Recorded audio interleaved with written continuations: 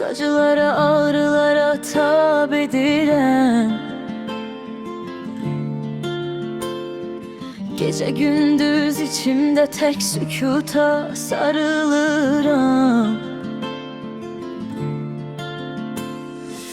Yüreğimin kırıntıları yazır yine taleyimi.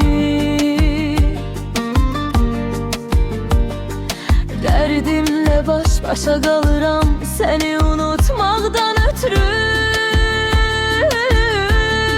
Her nefesim değişir sanki seni unutmaktan ötürü. Yine hayallara kaçıram, belki siliner izlerin. Gözümü yumanda bile o bakış dolur içime. Sen hakikatin özüsen, yoksa hayalsan karışır. Her gece senden kalan boşluk yüreğimde danışır. Öz özümle dövüşürem seni unutmaktan ötürü.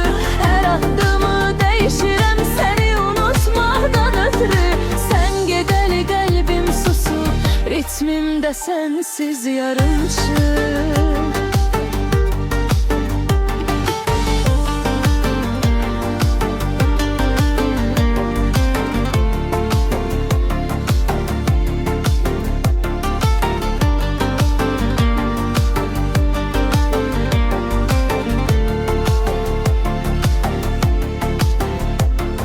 Şehrin sessiz küçeleri gizledir addımımı. Küleğin sesinde bile eşidirem adını. Her ünvanı değişsem de ötüşmür hatiren menden.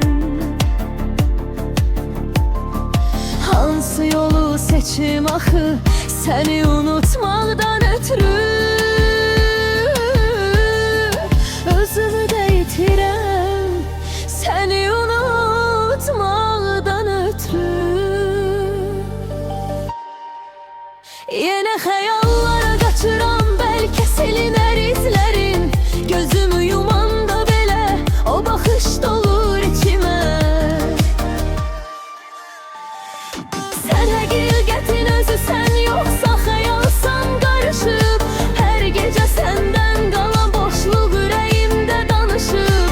Öz özümle dövüşürem seni unutmaktan ötürü. Her adımı değişirem seni unutmaktan ötürü. Sen gedeli kalbim susur, ritmimde sensiz yarımçı. Sen hakikatin özüsen, yoksa hayalsan karışıp. Her gece senden kalan boşluk yüreğimde danışır. Sen hakikatin özüsen, yoksa hayalsan karışıp. Her gece senden kalan boşluk yüreğimde danışıp. Öz özümle dövüşürem seni unutmaktan ötürü. Her adımı değişirem seni unutmaktan ötürü. Sen gedeli kalbim susur, ritmimde sensiz yarımçı.